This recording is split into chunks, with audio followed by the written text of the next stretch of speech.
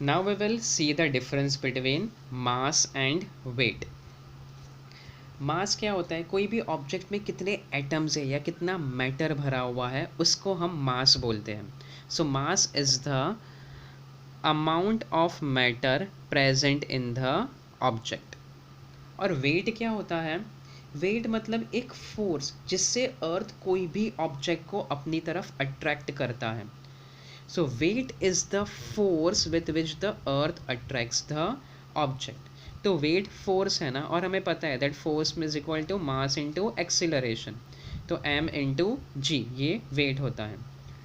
अभी मास जो है उसका ऐसा यूनिट है kg. सपोज अगर किसी का वज़न 60 kg है तो वो एक्चुअली उसका मास है, वेट नहीं है. अगर कोई 60 kg वाले पर्सन का हमें वेट निकालना है तो उसके लिए हमें मास को ग्रेविटी से मल्टीप्लाई करना पड़ेगा. सो सपोज़ अगर किसी का मास है 60 kg तो उसका वेट हो जाएगा 60 into 9.8 which is equal to 588 newton. So यहाँ पे वेट का यूनिट है न्यूटन और मास का यूनिट है kg. अभी ये जो मास है वो स्केलर क्वांटिटी है और जो वेट है वो वेक्टर क्वांटिटी है. मास जो है वो पूरे यूनिवर्स में सेम रहता है.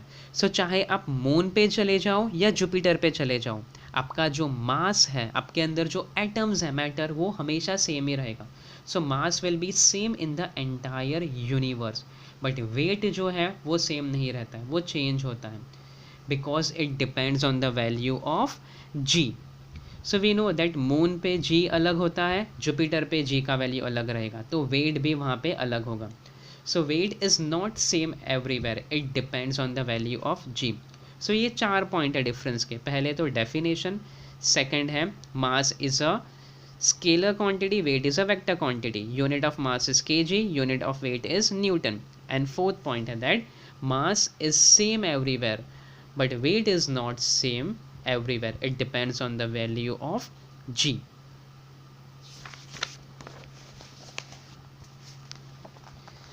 Next we will study about gravitational waves. अभी ये जो gravitational waves है इसको आइंस्टाइन ने प्रेडिक्ट किया था. और ये जो वेव्स है ग्रेविटेशनल वेव्स, ये कुछ एस्ट्रोनॉमिकल ऑब्जेक्ट्स उसको एमिट करते हैं. ये वेव्स बहुत वीक होती है और इसको स्टडी करने के लिए एक ऑब्जर्वेटरी कंस्ट्रक्ट की है जिसका नाम है LIGO. LIGO stands for laser interferometric gravitational wave observatory.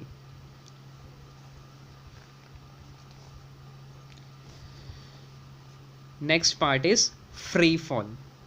जब भी कोई भी ऑब्जेक्ट ऊपर से नीचे गिरता है तभी उस पर खाली एक ही फोर्स एक्ट करता है, वो है ग्रेविटेशनल फोर्स. और हम बोलते हैं दैट वो ऑब्जेक्ट जो है वो फ्रीली फॉल कर रहा है खाली ग्रेविटी के इन्फ्लुएंस में. So what is the definition of free fall? Whenever an object moves under the influence of force of gravity alone it is said to be falling freely. ये free fall का definition है. अभी जब भी हमें पता है दैट न्यूटन के 3 इक्वेशंस हैं, हमने वो 9th स्टैंडर्ड में लॉज ऑफ मोशन में स्टडी किए थे. कौन से हैं वो 3 equations? v is equal to U plus G T, S is equal to U T plus half G T square and V square is equal to U square plus 2gs. यहाँ पे हम एक ही जगह पे खाली g लिखते हैं because acceleration हम यहाँ पे ग्रेविटेशन में g से रिप्रेजेंट करते हैं. अभी यहाँ पे v क्या है? Final velocity, u initial velocity, g acceleration, t time, s is distance. तो ये सभी टर्म्स हैं, ये आपको 9th स्टैंडर्ड के लॉज ऑफ मोशन की बुक में भी मिल जाएगा. अभी फ्री फॉल में जब भी कोई भी ऑब्जेक्ट ऊपर से नीचे गिरता है तभी हम ये जो इनिशियल वेलोसिटी है इसको हम ज़ीरो कंसिडर करते हैं. So always remember whenever an object falls from top to bottom रहेगा तभी हम इनिशियल वेलोसिटी को ज़ीरो कंसिडर करते हैं. सो जो कोई भी ऑब्जेक्ट अगर ऊपर से नीचे गिर रहा है तो u ज़ीरो रहेगा, और अगर कोई भी ऑब्जेक्ट को हम ऊपर फेंक रहे हैं, that is bottom to top, so अगर वो ऊपर जा रहा है उस केस में फाइनल वेलोसिटी ज़ीरो कंसिडर करते हैं, बिकॉज ऑब्जेक्ट ऊपर जाके फाइनली वो रुक जाता है। सो बॉटम टू टॉप के मोशन में हमेशा v ज़ीरो रहेगा, और अगर जब भी ऊपर से कोई ऑब्जेक्ट नीचे गिर रहा है तभी इनिशियल वेलोसिटी u ज़ीरो रहेगा।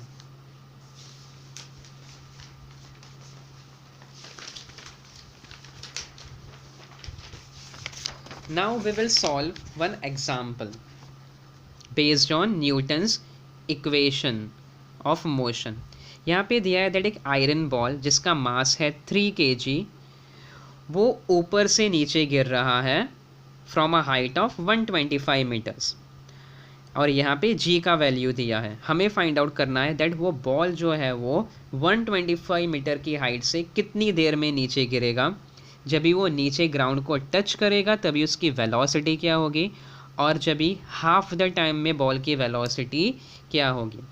सो पहले हम गिवन पार्ट लिखते हैं इसमें।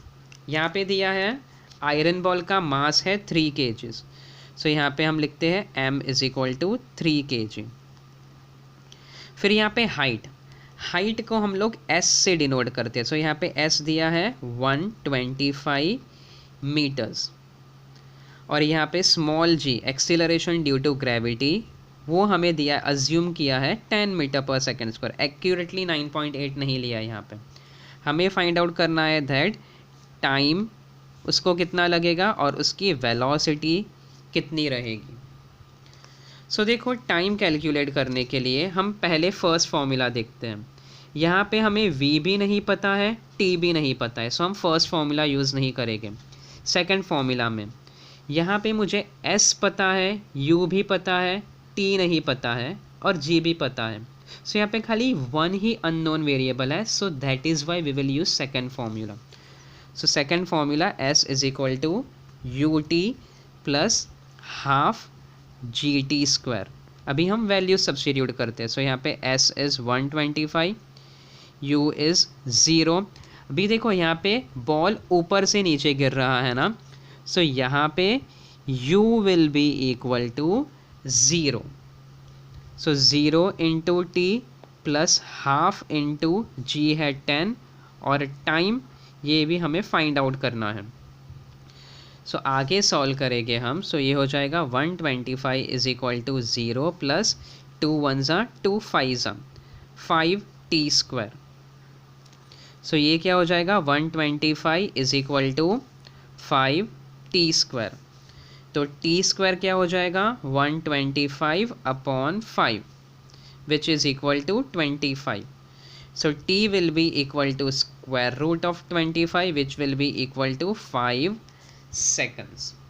सो ऑब्जेक्ट को ऊपर से नीचे आने में 5 सेकंड्स लगेंगे।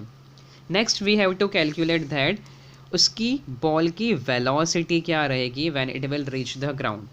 अभी वेलोसिटी का क्या फॉर्मूला है, वेलोसिटी अभी हम पहला फॉर्मूला देखते हैं। यहाँ पे v अननोन है, u का वैल्यू हमें पता है, g भी पता है, और अभी t भी हमने फाइंड आउट किया। So we will use first equation, v is equal to u plus G T. So v will be equal to यहाँ पे u इज़ 0 प्लस 10 और t है 5, so v will be equal to 50 metre per second. So इस तरीके से हमें ये sums solve करने हैं।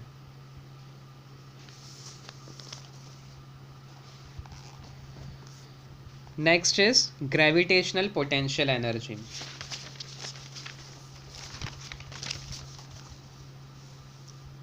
नाउ कंसिडर एक object, it is at height h from the earth surface. अभी अगर मुझे फाइंड आउट करना है दैट ये जो ऑब्जेक्ट है उसकी पोटेंशियल एनर्जी कितनी है, तो हम उसको बोलेंगे gravitational potential energy if we measure it from the centre of the earth. So gravitational potential energy में हमेशा हम उसकी energy centre of the earth से मेजर करते हैं, और उसका एक फॉर्मूला है, ये स्ट्रेट फॉरवर्ड फॉर्मूला है, इसका डेरिवेशन नहीं है। Gravitational potential energy is equal to minus G M M upon R plus H. यहाँ पे ये जो कैपिटल एम है it is the mass of the earth, small M is the mass of the object, R is the radius of the earth and H is the height of the object from the surface of the earth. So यहाँ से यहाँ तक total distance है are plus H, तो इसके लिए यहाँ पे आर प्लस एच डिनोमिनेटर में है। Next is escape velocity. Escape velocity means वो वाली वेलोसिटी जिससे हमें हमारे ऑब्जेक्ट को प्रोजेक्ट करना चाहिए ताकि वो अर्थ की ग्रेविटी से हमेशा के लिए बाहर निकल जाए। फॉर एग्जांपल अगर मुझे कोई सैटेलाइट को मार्स पे सेंड करना है, मार्स पे सेंड करने के लिए क्या करना पड़ेगा, हमें उसको पहले अर्थ की ग्रेविटी इन्फ्लुएंस से बाहर निकालना पड़ेगा। तो हमें वो रॉकेट को उस वेलोसिटी के साथ प्रोजेक्ट करना पड़ेगा कि वो अर्थ की ग्रेविटी जो है उसको हरा के उससे बाहर हो जाए और वो हमेशा हमेशा के लिए आउटर स्पेस में एस्केप हो जाए। सो एस्केप वेलोसिटी का डेफिनेशन रहेगा the minimum velocity with which we should project the rocket from the surface of a planet so that it can overcome the gravity of that planet and escape into the outer space forever. This is called as escape velocity.